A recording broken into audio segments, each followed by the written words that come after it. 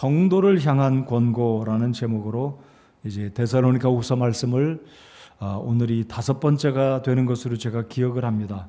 오늘로써 데살로니가후서 말씀을 모두 마치도록 하겠습니다. 여러분, 이제 6절을 보시면 게으름에 대한 경고라고 말씀을 하고 있습니다.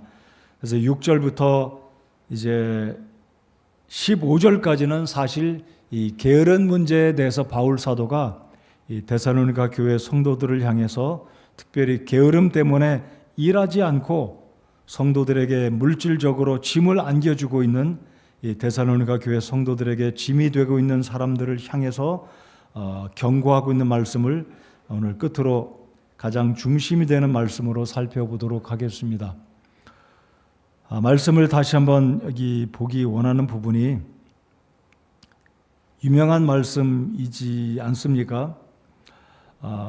10절에 보면 누구든지 일하려 하지 아니하거든 먹지도 말라고 하였노라. 우리가 잘 알고 있는 말씀입니다. 일하기 싫은 사람 먹지도 말라. 결국 성경의 원리는 일하기 싫으면 먹을 권리도 없다라는 측면에서 말씀을 하고 있는데, 이 말씀의 근본 시작은 결국은 데살로니가 전서를 기록해서 보낼 때 이 바울 사도가 이 데살로니가 교회 성도들이 예수님의 재림에 대해서 오해하고 있기 때문에 극단적으로 생각하고, 이제 예수님의 재림이 임박했으니 우리가 직장도 그만두고 사업도 그만두고 학교 공부도 그만두고 모두 다 포기하고 예수님이 오실 테니까 기다리자, 이런 생각으로 직장도 그만두고 일하지 않는 사람이 생겨나는 폐단이 있었습니다. 자, 그런데 예수님이 막상 곧바로 오신다고는 했는데 안 오시니까 여전히 이 데살로니가 교회 성도들 가운데는 직장과 사업과 모든 일들을 그만두고 있다가 결국은 성도들에 의해서, 교회에 의해서 공궤를 받고 일어나지 않고 경제적인 짐을 교회에 주고 있는 이 사람들을 향해서 바울이 경고로 책망하면서 강력하게 이야기하고 있는 이 부분의 내용이 6절부터 15절까지 끝부분까지가 주된 내용이 되겠습니다. 자, 그래서 오늘 6절 위에 보면 게으름에 대한 경고라고 말씀을 하고 있지만, 저는 두 가지 측면에서 첫 번째는 질서 없는 자들로부터 떠나라, 두 번째는 바울 사도가 이 데살로니가 교회 성도들에게 열심히 일할 것을 이야기하고 있는데, 교회의 징계와 치리에 있어서 잘 행하는 가운데 지치지 말 것을 바울 사도가 권면하고 있습니다. 그래서 오늘은 이 데살로니가 교회가 참 아름다운 교회였고 바울을 기쁘게 한 교회였지만 또 이런 부족함, 이런 모습들이 있었다라는 것을 살펴보면서 우리 자신들은 어떤 모양으로 교회 앞에서, 하나님 앞에서 다른 사람들에게 짐이 되고 있는지 11절 특별히 하반절을 보시면 참견하기만 좋아하는 자들이 더러 있다. 바로 이들이 이 데살로니가 교회 성도들 가운데 일어나지 않고 훈수만 두려는 사람, 참견만 하기 좋아하는 자들이 있었기 때문에 이 데살로니가 교회를 통해서 우리 자신들을 돌아보고 나 자신은 어떤 사람인가, 오늘 이 말씀을 통해서 우리 모두가 교훈받고 도전받기를 바랍니다. 저희 교회에는 이 무의도식하고 일하지 않고 교회 성도들과 교회에게 짐을 안겨주는 사람은 없다라고 제가 생각이 됩니다. 제가 잘 모르고 있는지는 모르겠지만 제가 적어도 알고 있는 한 일하지 않고 다른 사람들을 의지해서 잘못된 태도와 생각으로 살아가고 있는 사람은 없다고 생각이 드는데, 아무튼 오늘 6절부터 12절까지 일단락을 먼저 끊어서 보면 질서 없는 자들로부터 떠나라, 바울 사도가 권고하고 있습니다. 자, 그러니까 질서 없이 걷고, 이 의미는 데살로니가 전서 5장 14절로 넘어가서 잠깐 5장 14절 한번 살펴보겠습니다. 살전 5장 14절입니다.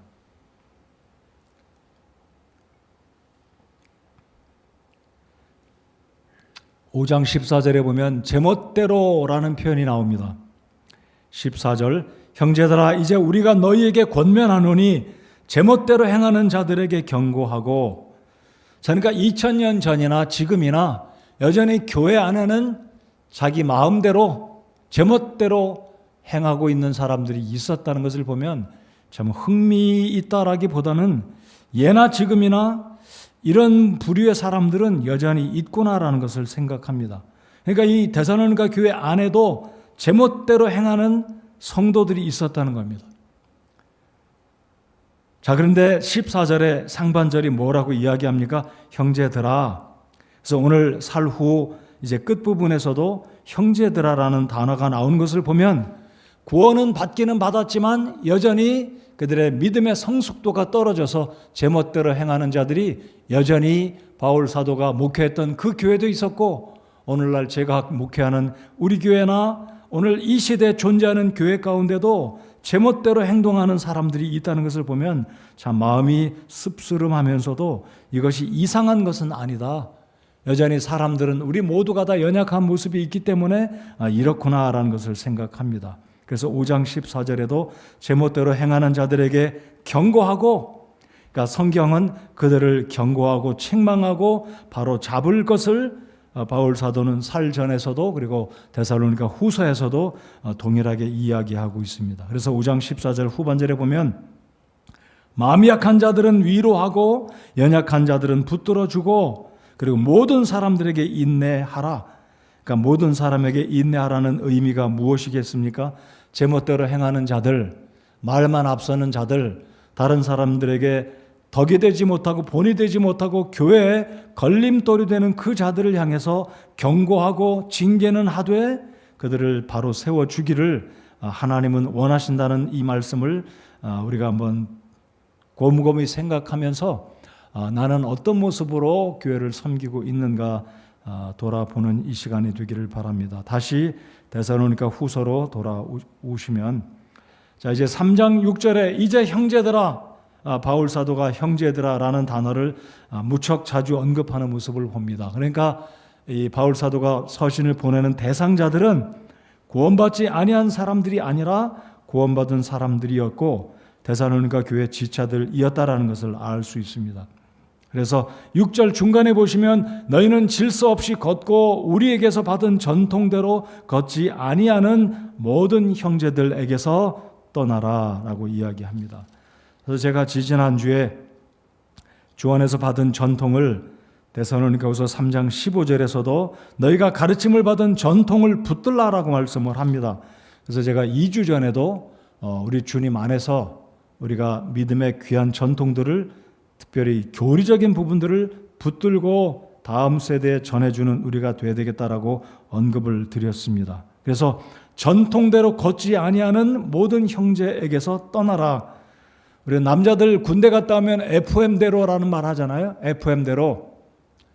그러니까 어떤 틀에서 정확한 어떤 기준에서 벗어나지 말고 그 기준에 합한 그런 모습으로 말하고 행동할 것을 우리 남자들이 군대 용어로 FM대로 살자, FM대로 행하라라고 말하는데, 유사하게 바울은 지금 이 데살로니가 교회 성도들 가운데 예수님의 재림이 이르렀으니 극단적으로 생각하고, 아니 더 정확하게 표현을 드린다면 이 극단에 치우쳤을 뿐만 아니라 회의적인 생각으로 예수님이 오실 때가 됐으니 일해야 뭐하랴, 사업해야 뭐하랴, 다 그만두고 예수님이 오기를 기다리는, 이것은 참 위험한 발상이다라고 생각합니다. 물론 우리가 믿어야 될 것은 예수님은 오늘 밤이라도 오실 수 있다라는 가능성을 배제하지 말고 긴장감을 가지고 우리 주님을 기대하고 고대하는 마음으로 살아야 되겠지만, 최선을 다해서 우리가 우리의 위치에서 본분을 다하는 이것이 성도의 마땅한 바다라고 우리는 믿지 않습니까? 근데 이 데살로니가 교회 성도들은 말씀드렸듯이 예수님의 재림이 임박했으니까 다 포기하고 일도 그만두고 다 그만뒀다는 거죠. 여러분, 극단주의자들과 이단들의 특징이 바로 그것입니다. 이 순박한 성도들을 꼬드겨가지고 예수님의 재림이 언제다 해가지고 성도들의 재산을 다 팔아서 교회에다 바치게 하고 함께 모여서 공동체 생활하는, 이것이 이단들과 극단주의자들의 특징이다라고 생각합니다. 그게 바로 전도관, 그리고 우리 주변에 발견할 수 있는 이단들, 극단주의자들의 특징이라고 생각합니다. 그래서 바울 사도는 이들을 가리켜서 질서 없는 자들로부터 떠나라라고 말씀을 합니다. 그러니까 질서 없다는 의미는 예수님의 재림을 생각하며 모든 것을 다 포기하고 일하는 것조차도, 본분을 다 하는 것조차도 멈추어 버린 이들을 향해서 교회 형제들에게 지금 경고를 주고 있습니다. 아니, 경고라기보다는 여러분 이 구절을 읽으실 때 명령이라는 단어를 관찰하면서 보셨나요? 4절과 6절과 10절과 12절 모두 제가 보는 이 성경에서 4번이 나오고 있습니다. 근데 헬라어 성경을 보면 5번이라고 이야기를 합니다. 그러니까 이 짧은 문맥에서 지금 바울이 명령하고 있다는 이것은 굉장히 지금 심각하게, 위중하게 바울 사도는 당시의 정황을 피부에 느끼면서 심각하게 지금 데살로니가 교회 성도들에게 명령하고 있다는 것입니다. 근데 이 명령이라는 이 단어 6절에도 언급되어 있지 않습니까? 우리가 너희에게 명령하노니, 이 헬라어의 단어 명령은 군대 장교가 보아들에게 명령하는 군대 용어다라고 합니다. 파랑게이오 또는 파랑겔리아라는 단어를 쓰는데, 그러니까 군대 용어로 굉장히 위중한, 엄중한, 심각한 분위기에서 장교가 보아들에게 명령하는 그런 분위기다라는 것입니다. 자, 그러니까 지금 이 교회에 일하지 않고 음식이 떨어졌으니, 돈이 떨어졌으니 누구에게 짐을 주고 있습니까? 데살로니가 교회 성도들에게 짐을 주고 교회에게 짐을 줘서 의지하고 살아가는 이들에게 바울이 경고하고, 교회 전체가 이제 명령으로 이 문제를 바로 잡아라, 전통대로 걷지 아니하는, 그러니까 전통이라는 것은 일하기 싫으면 먹지도 말라. 이 용어는 사실 그 당시에 바울 사도 당시에 많은 사람들이 관용구처럼 썼던 말이다라는 것입니다. 일하기 싫은 자는 먹지도 말라. 우리나라 말에도 그런 말이 있다라고 생각합니다. 우리 말에도 일하기 싫으면 먹지 말고 밥도 주지 말라, 뭐 거칠게 표현하는 말이 있지 않습니까? 그래서 이게 바로 바울은 이 데살로니가 교회 성도들에게 이제 경고하고 명령을 내리고 있다라는 거죠. 자, 그래서 7절에 보면 너희가 어떻게 우리를 따라야 할지 너희 스스로 아느니라. 우리는 너희 가운데서 질서 없이 행하지 아니하였고, 이 의미는 무엇이냐면, 나는 전도자로, 데살로니가 교회 목회자로, 개척자로, 선교사로 충분히 복음을 전하면서 여러분들에게 생활비를 받을 수 있었음에도 불구하고 그렇게 하지 않고 일하면서 질서 없이 행하지 아니하고 본을 보였다라고 이야기합니다. 8절 다 같이 한번 읽어 보실까요? 시작. 누구의 빵이든 거저 먹지 아니하였으며 너희 중의 아무에게도 폐를 끼치지 아니하려고 수고와 해산의 고통 속에서 밤낮으로 일하였나니. 바울 사도는 본이 되었다는 거죠. 밤낮으로 일했습니다. 바울 사도가 얼마나 복음을 전하는데 최선을 다했습니까? 사실 바울은 복음을 전하는 그 일을 목숨을 버리지 않고, 아까워하지 않고, 목숨 버리는 것조차 두려워하지 않고 최선을 다해서 했는데, 거기다가 플러스 자기와 자기의 동료 전도자들의 필요까지 공급하면서 일을 했다는 것이죠. 그래서 9절에 뭐라고 이야기합니까? 이것은 우리에게 권한이 없어서가 아니라, 이 의미는 바울 사도는 당연히 사도로서, 목회자로서, 교회 개척자로서 데살로니가 교회로부터 사례를 받을 수 있는 권한이 있었지만 그리하지 않았다라고 말합니다. 권한이 없어서가 아니라 우리 자신을 너희의 본으로 만들어 우리를 따르게 하려 합니다. 즉 전통을 보였고 그 전통을 지켰고 질서를 잘 유지하면서 데살로니가 교회 성도들에게 본이 됐다는 이야기죠.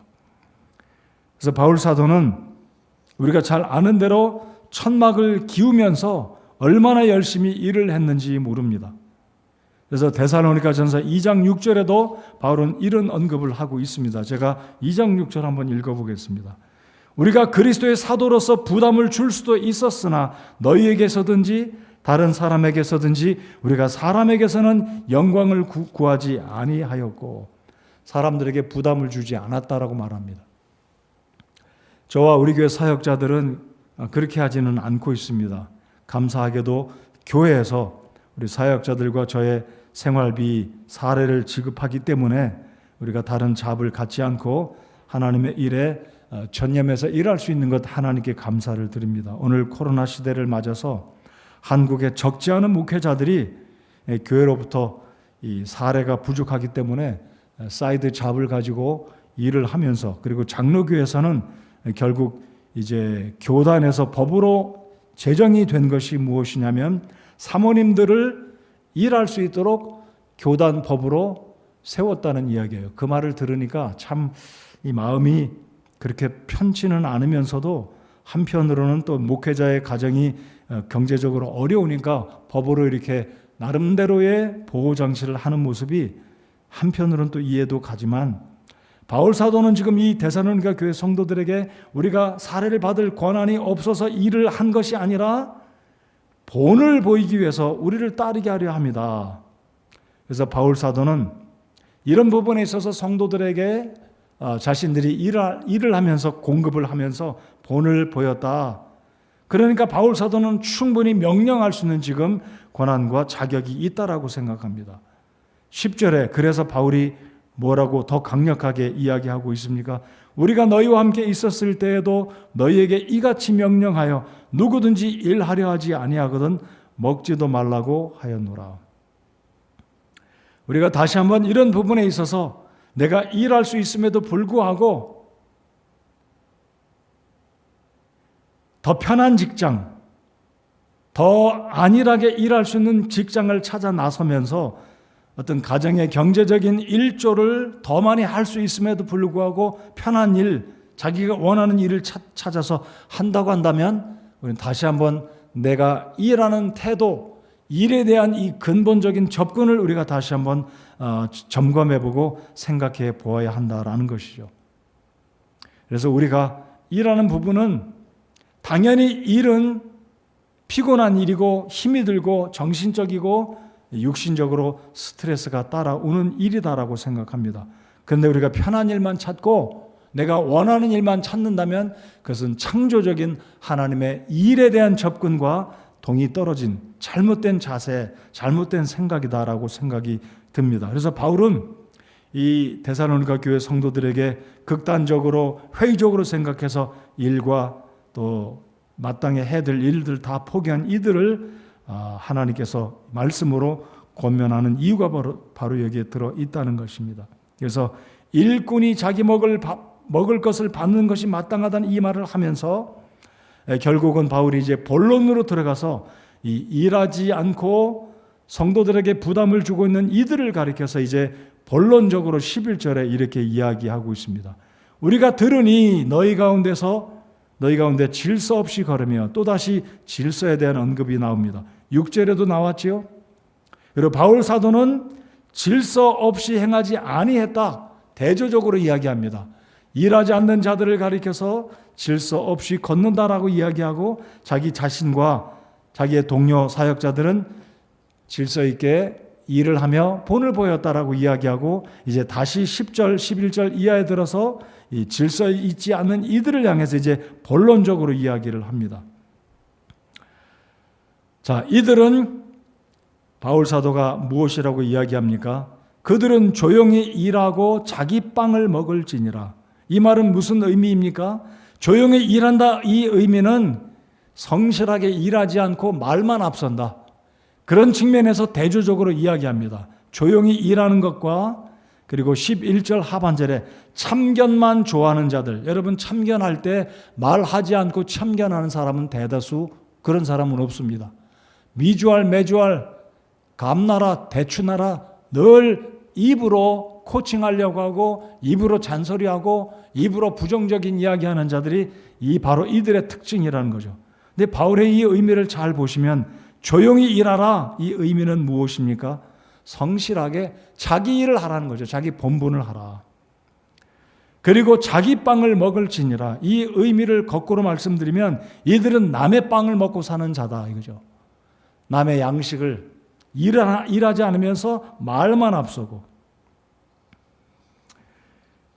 자, 바울은 그래서 이들을 책망하며 교회 전체를 향해서 지금 권고하고 있습니다. 아니, 명령을 하고 있어요. 어떻게 이들을 처리하고 이들을 어떻게 대할 것인지.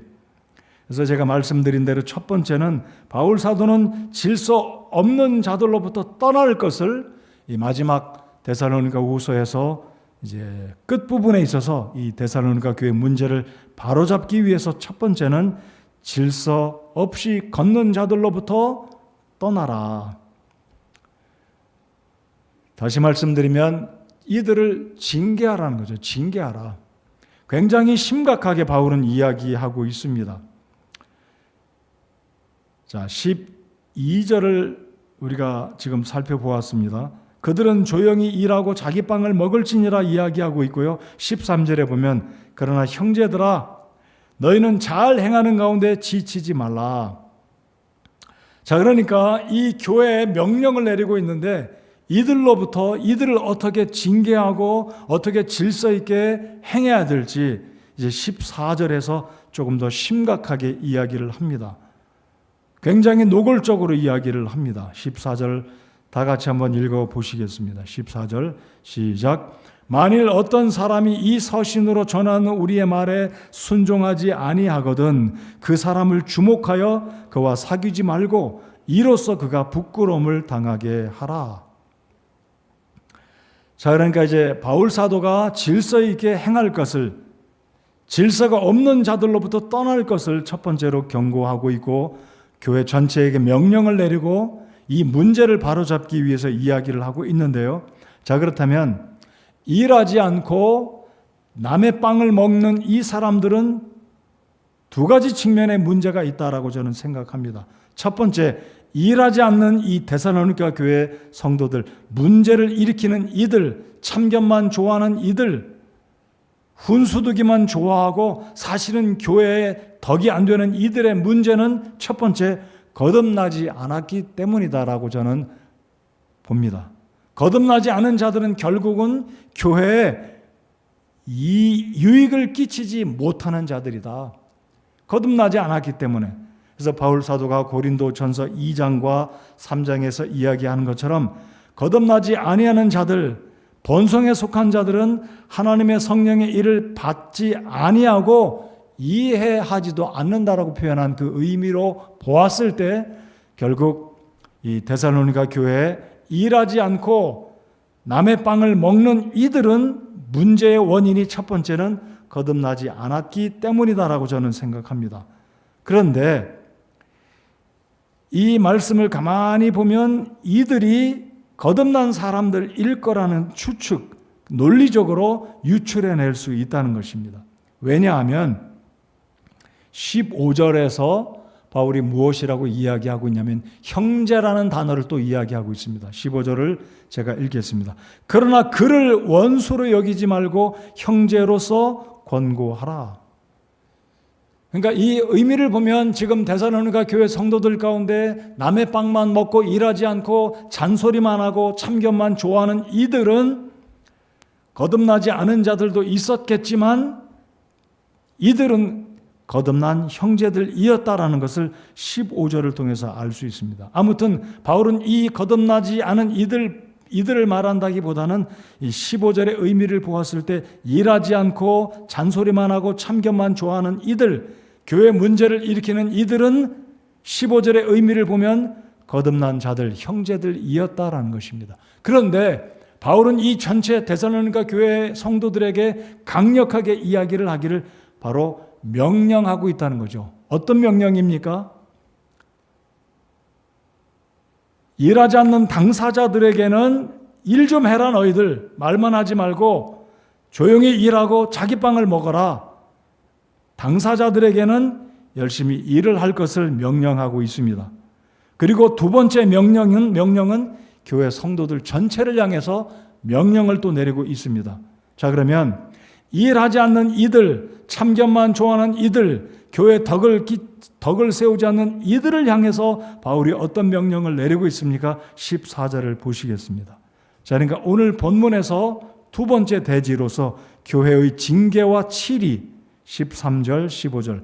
바울 사도가 데살로니가 교회에 이 본문에서 두 번째, 첫 번째는 무엇이었습니까? 질서 없는 자들로부터 떠나라 라고 권면을 했다면, 이제 두 번째는 교회에 어떤 권면을 하고 명령을 내리고 있냐면, 이 문제 있는 이 형제들을 어떻게 징계할 것인지 14절, 15절에서 이야기하고 있습니다. 14절을 보면 굉장히 심각하게, 그리고 바울은 강력하게 이야기하고 있습니다. 14절을 제가 한 번 더 읽겠습니다. 만일 어떤 사람이 이 서신으로 전하는 우리의 말에 순종하지 아니하거든, 그러니까 바울 사도의 권위를 인정하지 않는 사람이 있다든지, 아니면 교회의 권위를 인정하지 않는 그 사람이 있다면 어떻게 하라고 이야기하고 있습니까?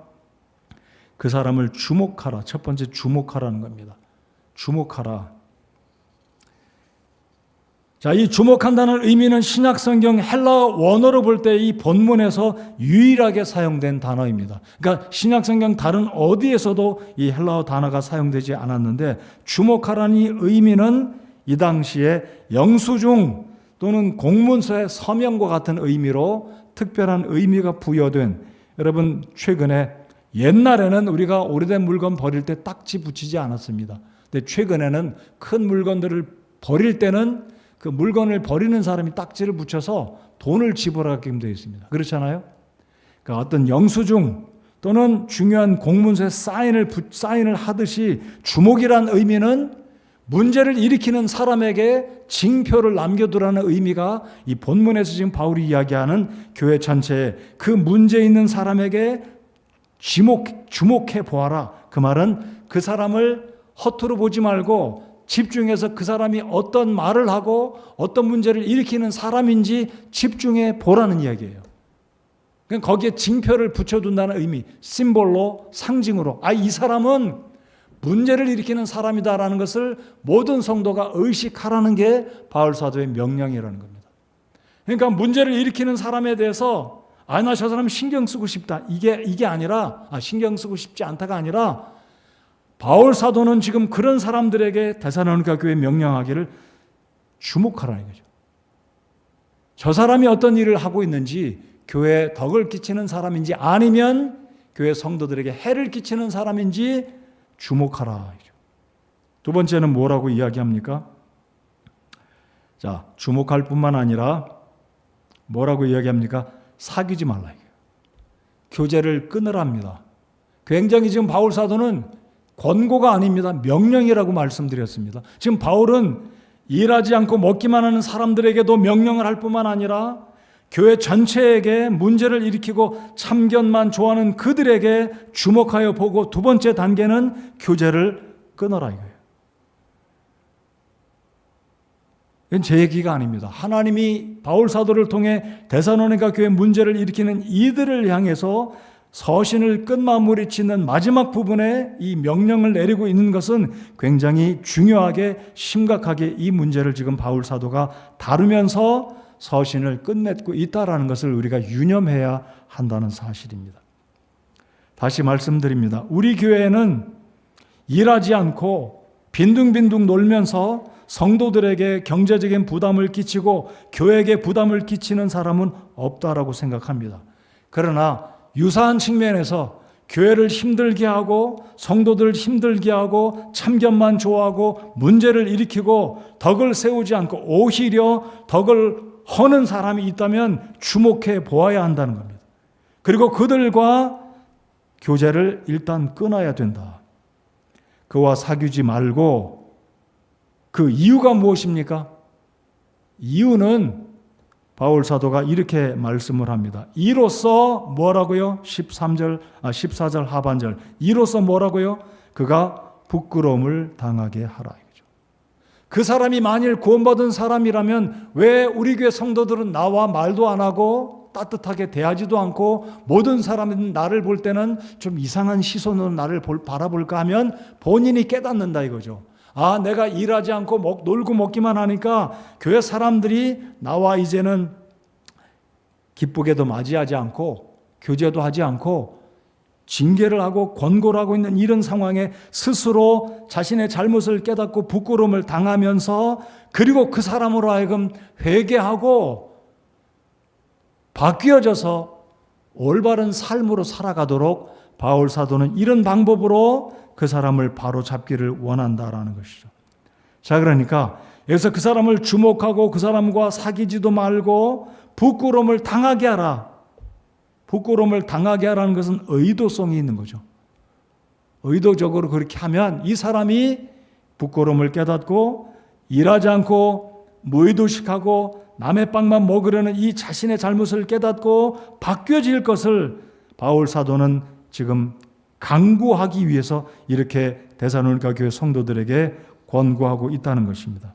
자, 그러니까 교회가 전체적으로 일하지 않고 놀고 먹는 이 당시에 이 데살로니가 교회 성도들에게 이렇게 사회적인 책망 또는 공동체적인 책망을 함으로써 이 당시에 일하지 않고 남의 빵만 먹으려는 이 사람들을 바로잡기 위해서, 그러니까 이렇게 하는 것은 결국은 교회에서 몰아내고 교회에서 출교하려는 그 극한적인 권고나 책망이 아니라 이들 스스로가 잘못을 깨닫고 부끄러움을 깨닫고 돌이키도록 하게 하기 위한 하나님이 주시는 바울 사도를 통해서 명령하는 당시의 방법이다라는 것입니다.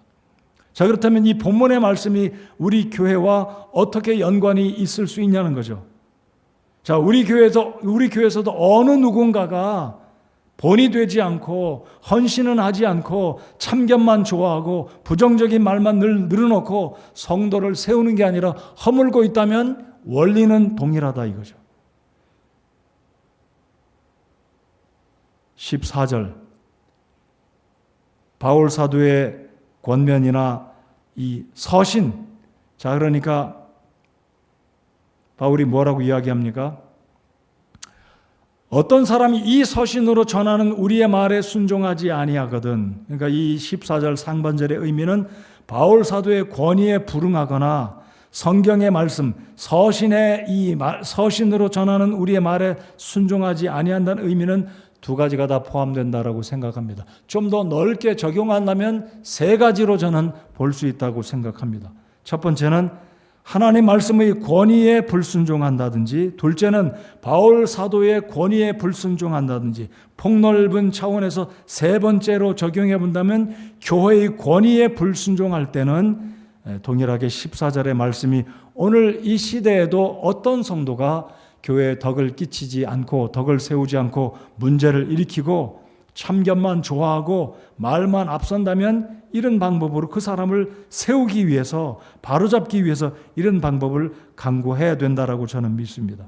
14절의 말씀은 비단 데살로니가 교회 성도들에게만 주고 있는 말씀이 아니라 오늘 이 시대를 교회를 섬기고 있는 우리 모두에게 주고 있는 주님 말씀이다라고 믿기 때문입니다. 그러니까 14절 상반절, 이 서신으로 전하는 우리의 말에, 여러분 우리가 이 데살로니가 후서를 그리고 바울 서신을 신약성경 27권을 구약성경 39권 모든 성경 66권을 어떤 성도가 받아들이지 않는다면 동일한 거죠. 하나님 말씀을 받아들이지 않고 자신의 주장과 고집만 세우고 여전히 독불장군식으로 교회에서 행동한다면 동일하다 이거죠. 그래서 교회에서 그들을 바로잡기 위해서 15절, 그러나 주의해야 될 것은, 그러나 우리 15절 다 같이 한번 읽어보겠습니다. 15절 시작. 그러나 그를 원수로 여기지 말고 형제로서 권고하라. 그러니까 바울 사도가 과연 바울 사도다운 넉넉한 마음, 사랑의 마음을 가지고 있다라고 우리가 볼 수 있는 것입니다. 원수로 생각하지 말고 형제로서 권고하라. 사람을 얻기 위해서, 세워주기 위해서. 자, 또 한 가지의 이 바울 사도의 권고는 13절에 있습니다. 그러나 형제들아 너희는 잘 행하는 가운데 지치지 말라. 그러니까 데살로니가 교회 성도들 가운데는 지쳐있는 형제가 있었다는 것을 우리가 알 수 있습니다. 그러니까 어떤 사람 때문에 골머리를 썼고 저 사람 때문에 내가 힘들다, 나는 열심히 일해서 교회에 물질을 드리고 헌신하고 봉사하는데 저 사람은 일하지도 않고 교회에 와서 성도들에게 짐을 끼치고 있으니까 어떤 성도는 그 일로 말미암아 지쳐 있다는 거예요.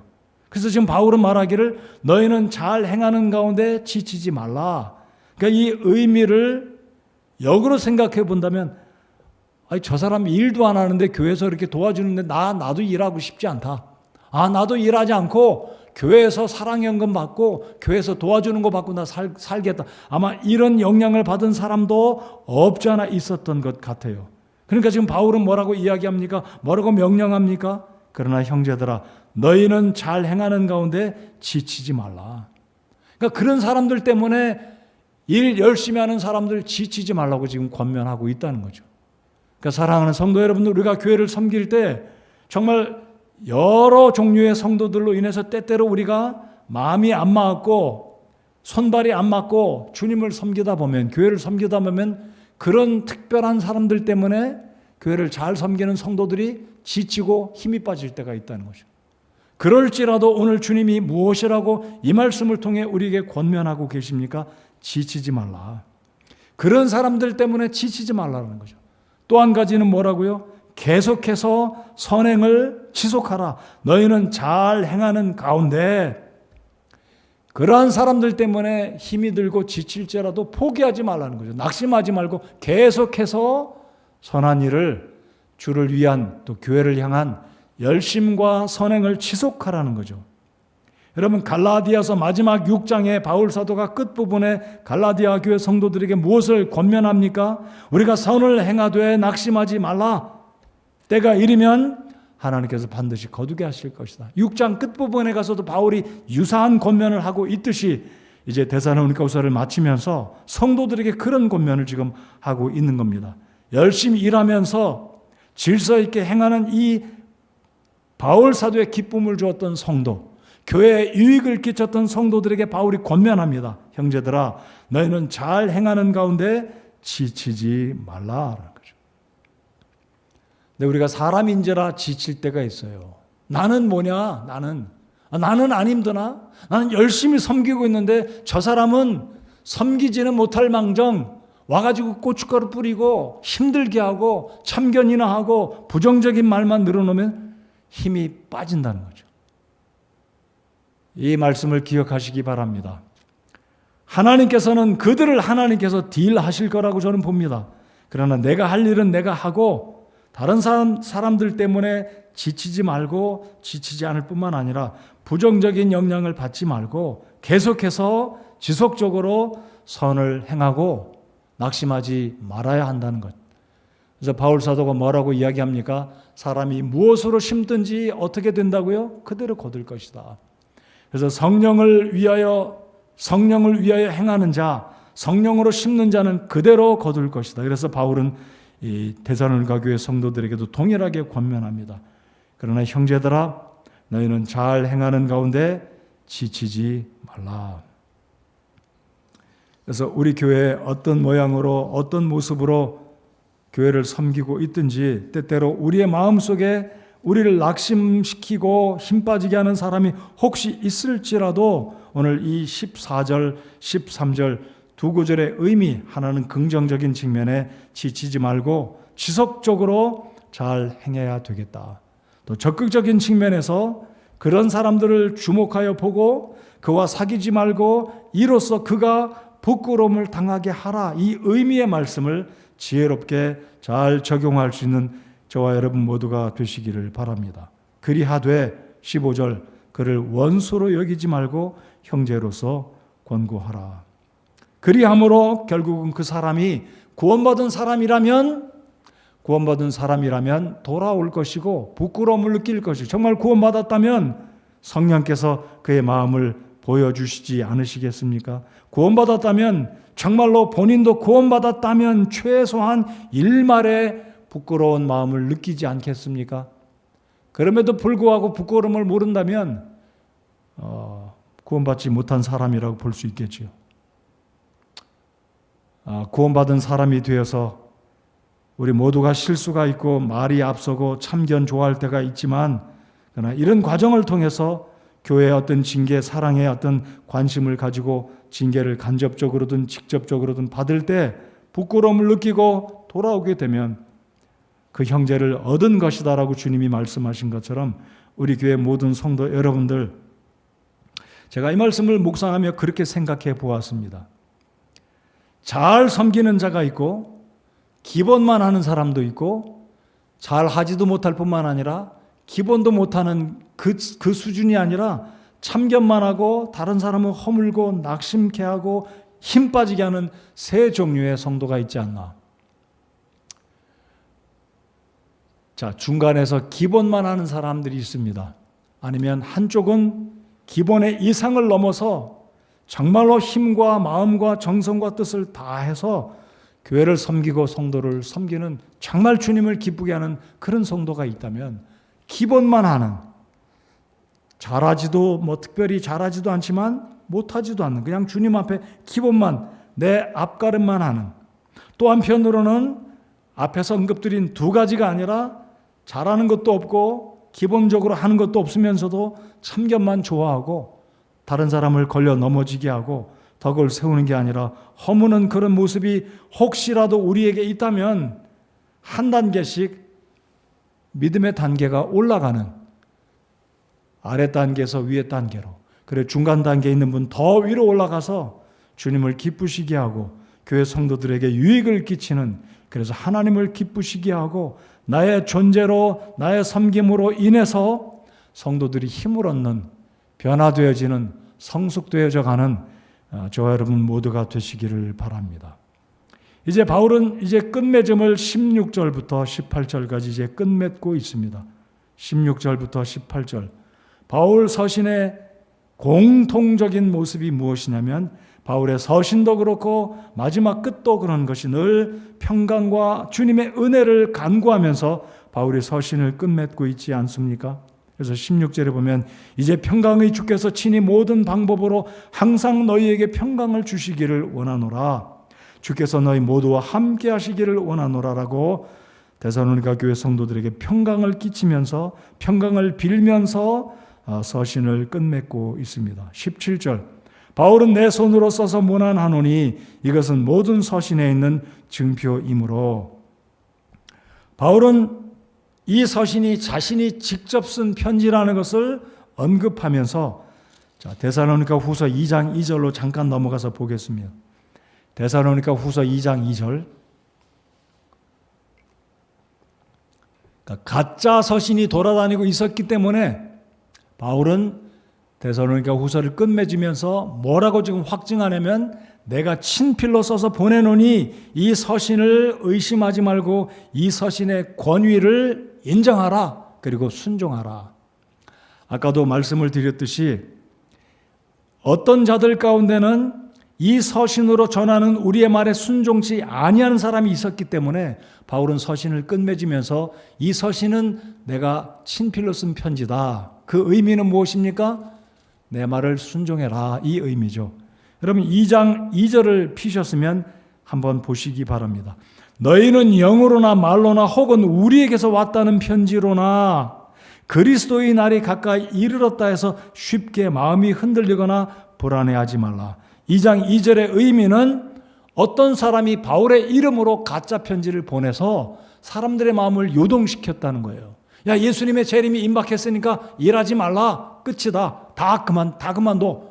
그 가짜 편지가 돌아다니고 있었다는 것을 2장 2절을 통해서 알 수 있다는 겁니다. 자, 그러니까 바울은 데살로니가 후서를 끝맺으면서 아까도 제가 말씀드렸듯이 주목한다. 그 의미는 뭐라고요? 사인, 친필로 사인하는 이 의미가 여러 가지 측면에서 지금 바울은 서신을 쓰면서 이 서신으로 전하는 우리의 말에 순종치 아니하는 그 사람들이 있음을 염두에 두고 이 서신은 내가 친히 쓴 거니까 이 서신에 순종하라. 그런 측면으로 바울은 지금 서신을 끝맺고 있습니다. 18절을 다 같이 읽겠습니다. 시작. 우리 주 예수 그리스도의 은혜가 너희 모두와 함께 있기를 원하노라. 아멘. 여러분 이 말씀 18절은 바울 사도가 데살로니가 교회 성도들에게만 주는 말씀이 아니라 오늘 이 시대를 살아가고 있는 저와 여러분에게 하나님은 바울을 통해서 우리 모두에게, 저와 여러분에게 오늘 이 시대에 여러분의 마음속에, 여러분의 일터와 직장 위에, 가정 위에 하나님의 평강과 은혜가 가득하시기를 우리 하나님이 원하신다는 것을 믿으십니까?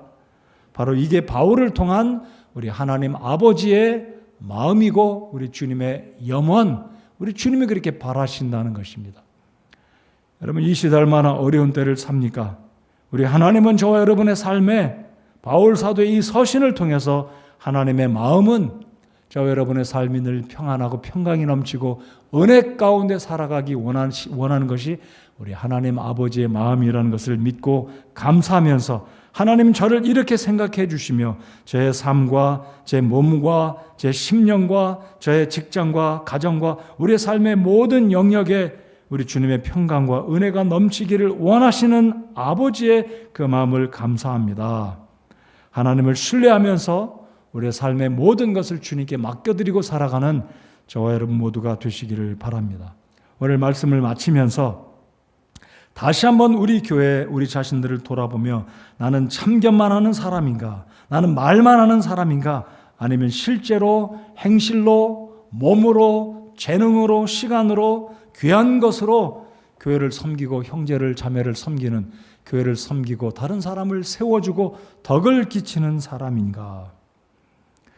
세 종류의 사람이 있다고 말씀드렸습니다. 귀한 것으로 주님의 교회를 섬기는, 주님을 기쁘게 하는 사람. 그러나 이두저도 아니고 중간에 있는 사람, 자기 목만 하는 사람, 기본만 하는 사람, 아니면 또 한 부류는 이두저도 아니고 기본도 못하고 남에게 덕을 끼치지도 못하고 헐어내고 있고 부정적인 말만 하고 있고 참견만 하고 있고 말만 하고 있고 하나님 말씀에 순종하지 않으면서도 의식적으로 지속해서 잘못된 일을 하고 있지 않은지 우리 자신들을 돌아보면서 오늘 바울 사도가 데살로니가후서를 끝맺으면서 강력하게 명령하면서 질서 있게 걸으라, 잘 행하면서 지치지 말고 지속해서 주님의 교회를 섬기라는 이 바울의 권면의 말씀, 명령의 말씀을 우리 개인에게 적용하고 하나님을 기쁘시게 하는 우리 교회와 우리 모든 성도 여러분들 되시기를 바랍니다. 우리 함께 기도하겠습니다.